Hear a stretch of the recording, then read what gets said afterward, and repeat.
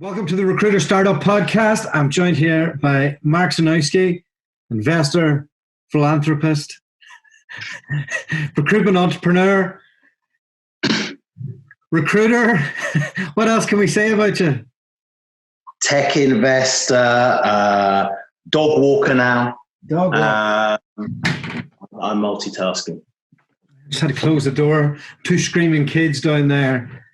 It's been a joy being back in the UK. It's actually not bad. Hey, I managed to miss winter because we were in California for a month, and then back here, the sun's shining down on the south coast. So it would be all right if my neighbours weren't watching to see if I'm leaving the house more than twice a day.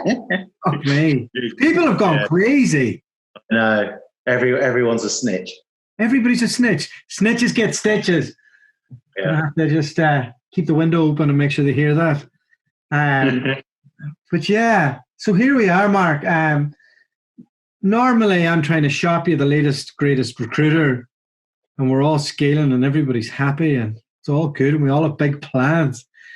And I kind of stopped doing the podcast because of that, because we started getting a bit repetitive. But we're in a bit of a correction phase, as you said before we came on.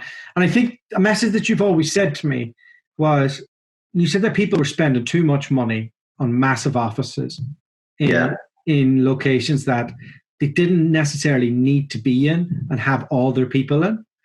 And I think the other thing you said a lot was that, like, just people's cost basis and their average PDAs per desk average, the costs were too high. The per desk average billings were too low, and that was in a boom market. So, I think you were waiting for this correction to happen. Yeah. But you didn't think it would be like this bad. No, absolutely not. This is. I've been in recruitment since I started at S3 in '97, and I have never ever seen anything like this. I think 2008, 2009. It was challenging, I suppose, but nothing like this. 9/11, nothing like this. This is governments effectively and rightly shutting down most of the industries in the world in every country, so that you can't possibly say, having been in recruitment a long time, it gives you the tools or the knowledge with how to deal with this. This is a completely different challenge for everyone. Also, you're dealing with the workforce that hasn't ever faced adversity. Yeah. This is a clean run from 2009 till now in a boom market, with better tools and like recruitment just got very almost easy for a lot of people. So now it's really reset everything. When did it hit home that we were in trouble for you? But with this one, I think I meant to be in Thailand, the last week, and we booked it in January. And then a couple of weeks after that, we were starting to see what was going on with China and thinking, okay, should we be going? Should we not? So I would say from the beginning of February, I was devouring every single article about what was going on in China, to see, should I go on holiday or not? So, and I was talking to people around here in the UK, in the US as well. And it was very much thought, and even to a little bit by myself, that it was a problem in the Far East, and the problem will probably remain in the Far East. But the speed with which it has happened has taken me and I think everyone by surprise. And I think the question is now how long it's going to last for, and that's the $1 million question that we're all asking, isn't it? Well, I think there's different variations of it lasting. We can't be in lockdown indefinitely because because the economic catastrophe that is going to cause around the world. Trump did say this, that the cure could be worse than the pain, and he was criticized for it, but I kind of knew where he was going with it. I mean, if this goes on for too long, then our children, when they graduate, could be paying for it. And it's at least what we've got. We've got governments that are being really, pretty supportive, some more so than others, and they are all on the same page. And so they should. I mean, they've effectively shut your business, my business, if not down. They've made it pretty hard to trade. So it's only right that they support everyone. Yeah, no, some people have fallen through the cracks. Yeah, it's a tough job for them. It's a tough job for them, and I think what I'm having to do is I've got offices and business interests in Germany, UK, and in the US. It's to look at and understand each government different solution of what they're going to do. And I think one of the things I've been looking at is there's grants and there's loans. And talking to a lot of people in the UK in recruitment, out of recruitment, it's a tough decision whether to borrow more money through an emergency loan when you don't know if you will be able to pay it back. And it will lead to a lot of people asking questions about their business and about themselves and their appetite for debt. So there's no answer for each individual or each company. Yeah. I mean, as entrepreneurs, you have to have an optimistic mindset. Yeah. I think coming with that, you have to accept that you will bounce back, and you will have to accept debt to bounce back. Otherwise, I don't see a runway out of it. Yeah, I mean, what I've been telling everyone who works for me is to plan for the worst and hope for the best. And you've got to hope for the best. You've got to be optimistic. You've got to be positive. And this is not just recruitment leaders or leaders in business. This is people who work in these businesses. You've got to hope for the best. But at the same time, and you'll know this yourself with your own business, you've got to plan a little bit cautiously. You've really got to look at the cash going out of the business and coming into the business. And you've got to plan for this to be going on, I think, beyond June, July, August. I'm not saying I think it will go past that point, but you've got to make sure you do have a plan. Otherwise, you could be given a fairly nasty shock. So I'm just saying to everyone, plan for the worst, hope for the best, and do what's right for you and your business, and try and ignore all of the noise. There's too much noise coming out, particularly on LinkedIn, in the media. Do what's right for you and your business. Yeah, it's been an interesting week. So I've had a few people reach out and say, "Hey, I'm still hiring," and I say, "Great, pay me a retainer right now. You'll get my attention," because we can't risk clients just kicking tires to see what's out there.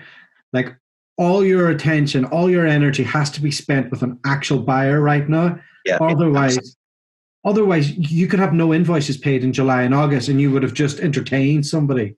And I think a lot of new people to the industry are going to fall into that trap. Yeah, absolutely, because they want to have some good news, and they want to feel like they're working on something. But I must say, my US business, I've got 5 or 6 offers accepted with start dates which are TBC. I don't know if that's going to happen. I don't know how long this is going to start. And you're absolutely right, particularly in your line of work. I think you really need to see a commitment and to sift through the window shoppers, because I think some of these companies that are saying they're hiring on LinkedIn, I'm not so sure that they actually are. I can guarantee you they're not. 100% surprised me.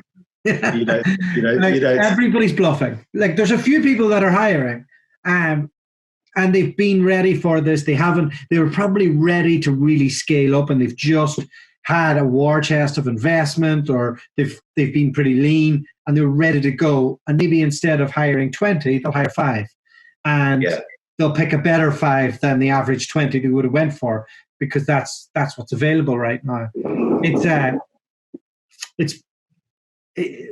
I had something out on LinkedIn over the weekend. Some people agreed and some people didn't, but I you'll know more about balance sheets of large recruitment firms and cost bases. If you furlough between 50 and 100 recruiters right now, how can you bring them all back in July at the same time? Yeah, you can't. Yeah, that's not going to happen. And I think you'll probably agree that the larger companies, but even what you would call a mid-sized company, are gonna find this really, really hard. I think the ones that will flourish will be the more agile companies with lower cost bases, who can react and pivot to different markets. I think the larger organizations, you look at how they're funded, and it doesn't stack up to me. Some of these companies with vast offices in New York, paying obscene amounts of rent, I think it's going to be really challenging for them. And a lot of these companies are funded on debt, they're funded on leverage, and you've got to look at each individual's balance sheet, their cash flow forecast. And I think you'd be interested. I think the industry is going to look very different in 6 months to 12 months' time. I really do. Yeah, I've been saying this to a few people.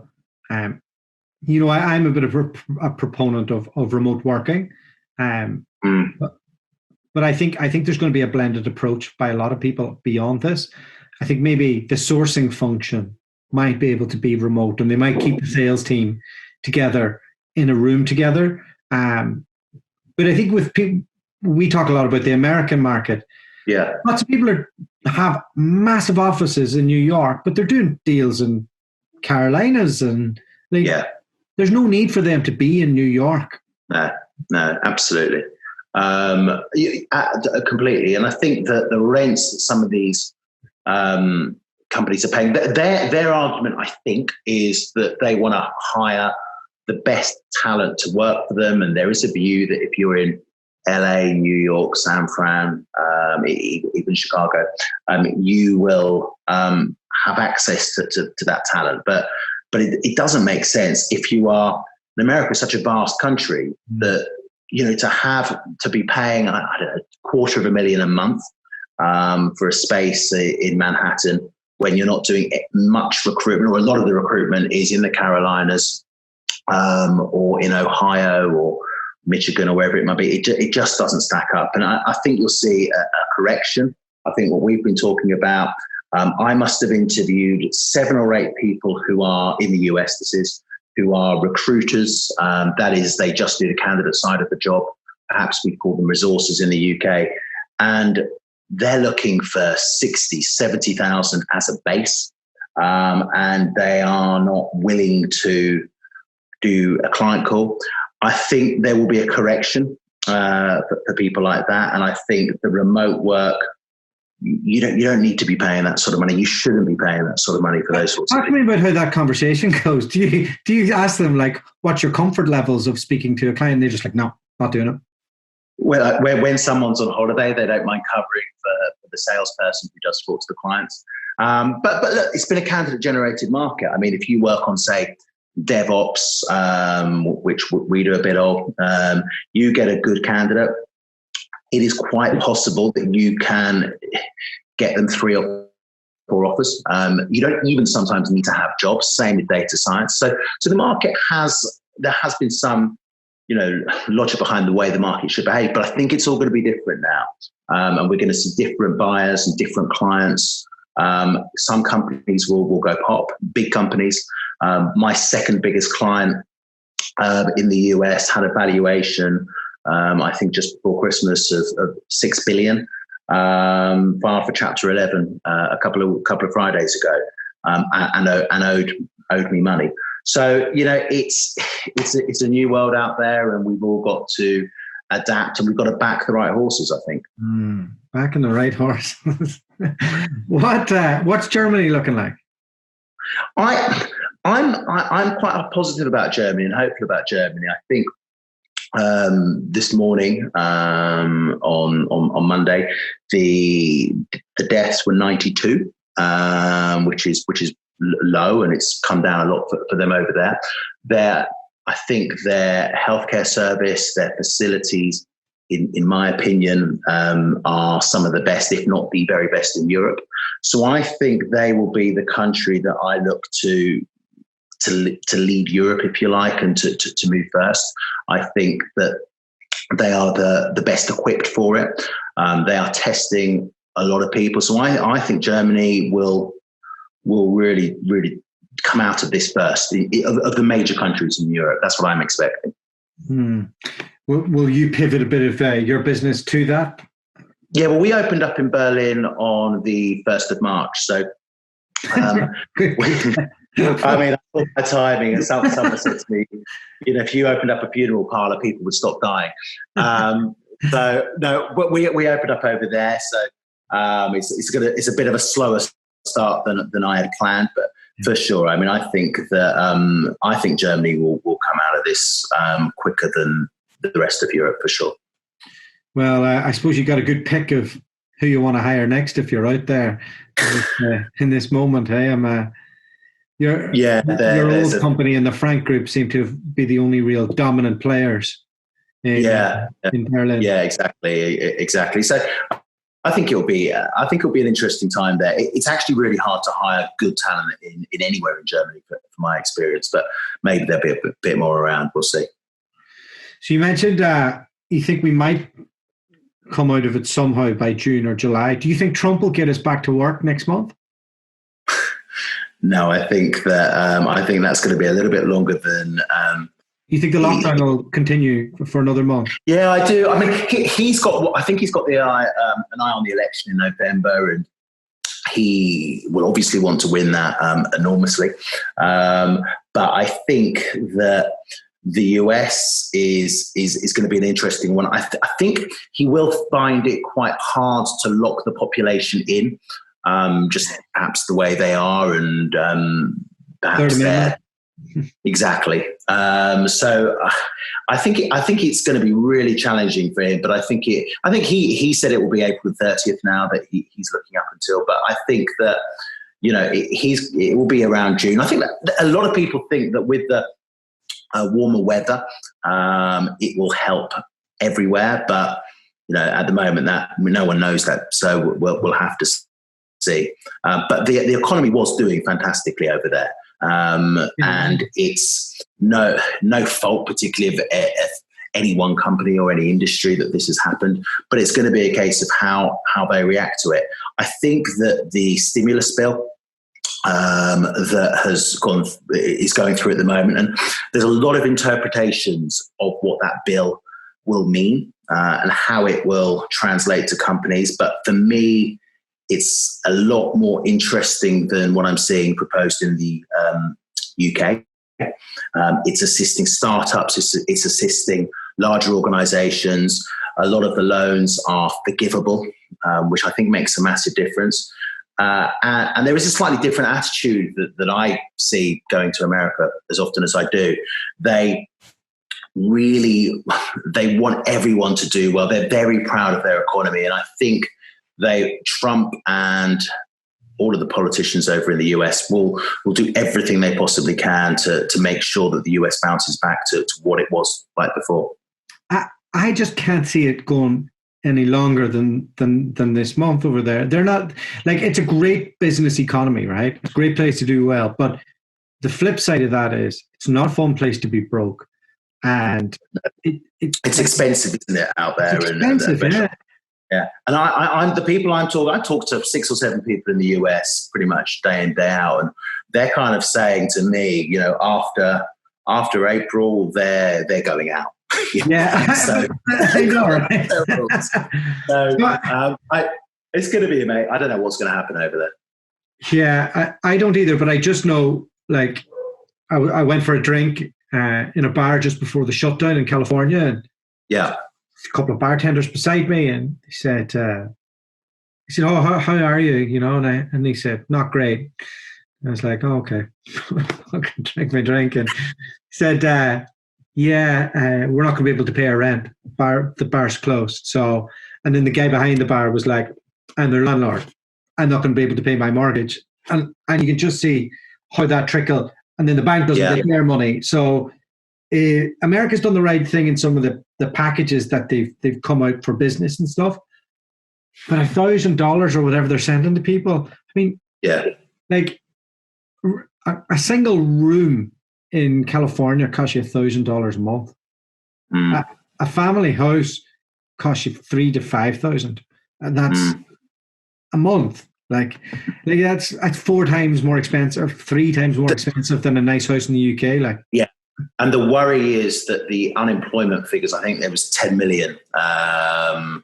And that astonished me. I saw a report. NBC was saying a few weeks ago, by the end of April, you might see 5 million. But to get 10 million last week says that companies are going early and they are pushing people out. And I think, you know, as I said earlier, I think this is going to be different to any recession that has been seen. I think 2008 and 2009 was tough in the US, but it wasn't impossible. My old business, we suffered a little bit. We were a tech recruitment company, but then we pivoted to oil and gas. Most of that was in Houston. And after a few months finding our feet, we became a 15 million revenue business in about a year through big contractors. I don't think you can do that now. I really don't see the angle or the pivot as clearly as perhaps it was then. So it's I can see it a little bit, I think. In what areas? I think there's going to be tech within health. Tech within pharma health as well. Yeah. Because there's going to be lots of funding put into both areas. I think nurses and doctors are going to be traded globally like gold. And general pharma has to be something that's going to be looked at as well. Yeah, absolutely. I think you're right. I think what's interesting about this business, with COVID-19, is that everyone always says get a big contractor book. You know, we've always spoken about it. That's your recurring income. That's what your business should be based on. But I've got a smaller contract book now with the smaller companies. But even then, we've had to check how many hours are our contractors actually working. What is their timesheeted income? And that's very hard to plan for when you've got 500 tech runners or in finance or whatever space it might be, and then to not know if they are able to turn up to work the next week. All of that budgeting that you've done is completely out the door. And that's why it's very different with challenges that I've not seen in 20 odd years. It's unprecedented times. As somebody who runs a couple of businesses, what messages are you giving your people to come out of this the right way? I think there's got to be an element of honesty. You're going to have to work twice as hard for probably half the return that you were doing a few months ago.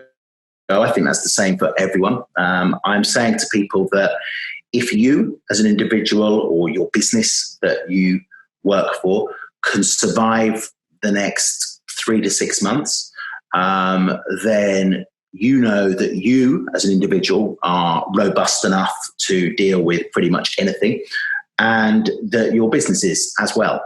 And that is the one thing I'm saying. You know, you've got to, if you can get through this, you'll get through absolutely anything. I think for business leaders, they've got to do what I said earlier. They've got to follow the cash in and out, ignore all the noise, and look at what is right for their business. And I think that leaders need to communicate with their staff remotely, obviously, but more than ever. They've got to be empathetic, and they've got to remember how they treat people now will be remembered moving forward. I mean, I'm speaking to people, but particularly some of the people in the US who are living in apartments, perhaps studios, or in one-bedroom flats. They don't have a garden. They can't go out. And even the strongest person is going to find that mentally unbelievably challenging. And I think it is the responsibility of the leaders, even though you may have other things on your own mind, to check in with them and to make sure that they are going to be okay, because I think it's a lot harder if you live in a flat versus living in a house with a garden. I really do. As a recruitment investor, the profile that you normally look for is somebody who's up and coming, who's managed and scaled teams, comes from a scalable recruitment agency. Does this change anything on that front? Are there actual acquisitions that are available now for somebody like you that wasn't there before? Are there bargains to be had? Possibly. Cash is king right now. Sorry? Cash is king right now. Yeah, it is. It is. And I think cash is king. I think a lot of people, I mean, I know a number of people who have sold recruitment companies like me. You know, you don't normally leave money in the bank. You've invested it on the markets, and there has been no safety. You know, they've been 30% down, 40% down. But the point you make is right. That cash is king. There possibly will be opportunities. I think you've got to look at every company has a majority shareholder, which could be institutional, or it could be an individual. And you've got to look at their appetite, because to get through this, at best, it's a setback of a couple of years. And do you have the hunger and the appetite as a founder and the energy, I suppose, to do that? And some won't. I mean, I've been listening to. I'm all right. I'll be all right. I had my break. But I think, I think I was listening to one of the people who I think you've done a podcast with, and he was saying that 40% of the industry, personnel-wise, might not be here at the end of it. 25% of the companies might not be here, and that's quite possible. And so, of course, there will be opportunities, but I don't see many people being brave enough to purchase something at the moment, because we don't know how long the situation is going to last for. But if you're in the right space, which you've alluded to before, I'm getting knowledge, certainly in the US, of a number of organizations who would be very interested to talk to people. So there are definitely projects out there for people who have got the money and the appetite and the hunger. How does that flow of information happen? Is that brokers who reach out to you? Yeah. I'm kind of I've got brokers who can bring opportunities or potentially deals to me. They're predominantly coming to me at the moment in life sciences and healthcare. So they're definitely out there. But we'll have to see. Even some of the life sciences companies, talking to a few people in them, it's not all brilliant for all of them. And we do a fair bit in the medical devices space in the US. And if you're working with big machinery and complex machinery, you can't work from home. So it's not a slam dunk for everyone. And some of the rules, you look at Michigan has been completely shut down. It's next to near enough impossible to onboard someone or do final interviews with a number of different people. And some of the selection processes you need to be on a plant. You need to be near big machinery. So each industry works slightly differently. Well, Mark, that is us for today. Thanks for coming on. No worries. No worries. Always a pleasure. We will catch up very soon.